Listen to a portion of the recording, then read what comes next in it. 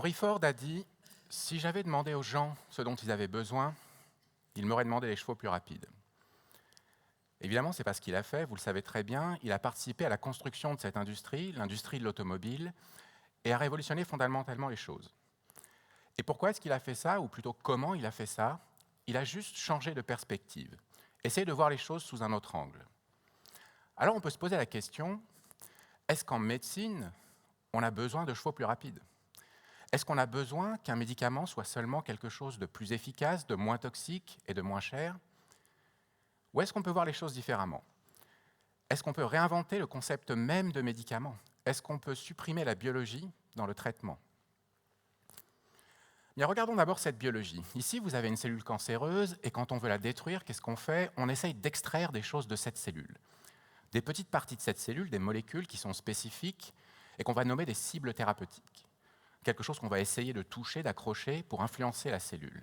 Et quand on développe un médicament, on prend d'autres molécules qui vont se coller à ces molécules, qui vont interagir pour essayer d'influencer le devenir de cette cellule et de la détruire. Alors évidemment, quand on regarde tout ce qu'on peut cibler dans une cellule cancéreuse, il y a énormément de choses. Et tout est en interaction. On ne sait pas, en appuyant sur un bouton, si ça ne va pas déclencher quelque chose à côté. Et ça n'est qu'une cellule cancéreuse. Imaginez que cette cellule, elle est au milieu d'autres cellules cancéreuses en interaction, qui elle-même, la tumeur, est en interaction avec tout le corps humain. Donc on a un système extrêmement complexe. Regardons les choses différemment et imaginons une cellule comme un objet physique. Là, on ne voit plus du tout de molécules en interaction, on voit des objets qui bougent, on voit des forces physiques qui s'affrontent, de la fluidité, de la mobilité, de la température, des choses que l'on peut quantifier, que l'on peut qualifier, avec de la physique et plus de la biologie. Alors on peut redéfinir le concept même de cible thérapeutique. On peut cibler la physique, changer le pH d'une cellule, changer la température pour l'influencer et donc essayer de la détruire. Maintenant, vous me direz, il faut aller à l'intérieur de cette cellule. Et c'est pour ça qu'on fait appel à des nanotechnologies. Pourquoi? Parce que ce sont des objets tout petits, suffisamment petits pour aller à l'intérieur de ces cellules. Et à quel point ces objets sont petits?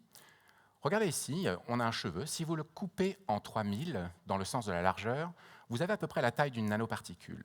Eh bien, c'est ça les objets qu'on fabrique aujourd'hui. Et on ne les fabrique pas seulement parce qu'ils sont petits pour aller dans les cellules, on fabrique des nanoparticules aussi parce qu'elles vont avoir des propriétés qui changent, des propriétés physiques. En diminuant la taille d'un matériau, en diminuant la taille d'un objet, vous pouvez changer ses propriétés physiques.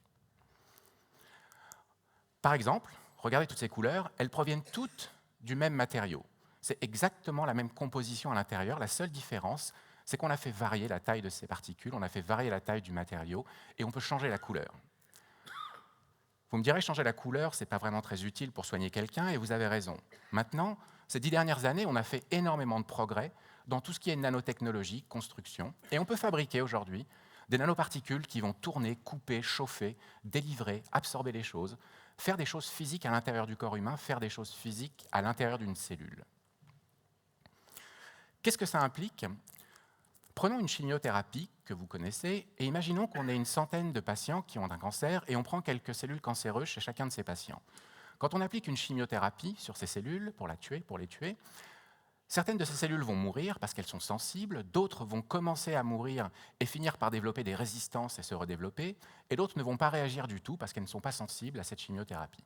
Et c'est ça la réalité de la variabilité biologique. C'est ça la réalité de certains traitements qu'on utilise aujourd'hui. Si vous prenez maintenant ces mêmes 100 cellules et que vous mettez des nanoparticules à l'intérieur et que vous les chauffez à travers les particules à 80 degrés avec de la physique, vous allez tuer sans exception toutes ces cellules. Alors qu'est-ce que ça veut dire? Ça veut dire qu'on peut apporter de nouveaux modes d'action, de nouvelles façons de traiter les patients avec ces nanotechnologies. Et quelque chose qui potentiellement s'applique à beaucoup de gens. Contrairement à la médecine personnalisée, dont vous avez sûrement entendu parler, qui s'applique à des populations de plus en plus restreintes, mais qui sont aussi très efficaces. Ici, on apporte quelque chose de nouveau qui potentiellement peut s'appliquer à beaucoup de gens. Ce n'est pas quelque chose en contradiction avec la médecine personnalisée, mais quelque chose qui peut s'appliquer très largement. Alors, ce n'est absolument pas un fantasme ou une vision de l'esprit quand on parle de nanomédecine, puisqu'il y a aujourd'hui 50 produits, à peu près, qui traitent des patients tous les jours à l'hôpital, et plus de 200 qui sont en développement pendant des phases cliniques et qui devraient, au moins pour partie, arriver chez les patients dans peu de temps. Pour aller sur quelque chose de plus concret, j'ai décidé de vous donner l'exemple de la radiothérapie. comme vous le savez, c'est un des outils les plus utilisés pour le traitement du cancer parce que c'est quelque chose de très puissant. On peut détruire n'importe quel type de cellules cancéreuses avec la radiothérapie si on arrive à mettre la bonne dose. Maintenant, les 60% des patients qui sont traités avec de la radiothérapie, parmi tous ceux qui ont un cancer, n'ont pas tous le même bénéfice de cette radiothérapie pour une raison bien simple. C'est quand vous essayez d'envoyer ce rayonnement et traverser et de détruire la tumeur, vous allez aussi traverser des tissus sains et donc créer des dégâts dans les tissus sains environnant la tumeur. Et c'est ça la limitation de la radiothérapie pour certains des patients. Donc l'idée, la question, c'est comment est-ce qu'on peut augmenter la dose dans la tumeur sans l'augmenter dans les tissus sains. Et on a développé une technologie qui s'appelle nano-X-ray qui répond exactement à cette question. Des nanoparticules, vous vous souvenez, des petits objets, pour aller dans les cellules, et ils ont une fonction primaire, c'est de pouvoir absorber les rayons X, absorber l'énergie de la radiothérapie. Donc quand on les met dans une cellule, c'est ce que vous voyez ici, chaque petit point noir sont des centaines de nanoparticules à l'intérieur d'une cellule cancéreuse, et qu'on applique la radiothérapie, eh bien, on va délivrer énormément de doses, délivrer de l'énergie qui va détruire la cellule localement beaucoup plus efficacement. Alors c'est des choses qui ont déjà été testées chez des vrais patients, qui sont en développement clinique et qui devraient probablement, vers la fin de l'année 2016, arriver à l'hôpital et traiter des patients tous les jours si tout se passe bien. Et on a commencé par tester ça, par essayer sur des patients qui ont un sarcome des tissus mous. C'est une tumeur qui se développe dans les tissus mous, comme le gras, les muscles, et cette tumeur, on essaye de l'opérer pour l'enlever du corps humain. Et si on utilise de la radiothérapie, c'est pour pouvoir détruire cette tumeur suffisamment et la réduire pour pouvoir l'enlever. Maintenant, la radiothérapie n'est pas toujours efficace pour faire ça. Donc, on ajoute notre produit, on l'injecte dans la tumeur, et le patient reçoit ces séances de radiothérapie classique, et on arrive à réduire cette tumeur de façon plus efficace. Donc évidemment, ce ne sont que les premiers essais qui ont été faits, et il faut en faire d'autres. D'ailleurs, aujourd'hui, ces mêmes patients sont traités à travers toute l'Europe et en Asie pour pouvoir avancer dans cette direction. Mais l'idée est simple. On amène quelque chose de physique, on amplifie l'efficacité de la radiothérapie, et comme c'est de la physique, on peut aller à peu près partout.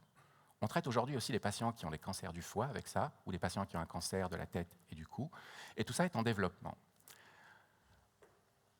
Et l'idée, comme je vous le disais tout à l'heure, c'est de pouvoir amener cette physique au sein de la cellule. Et pourquoi on a fait ça, ou comment on a fait ça? Eh bien finalement, on a juste changé de perspective. On a juste essayé de voir les choses de façon un peu différente. Alors juste préparez-vous, parce que le futur de la médecine a changé de taille. Merci.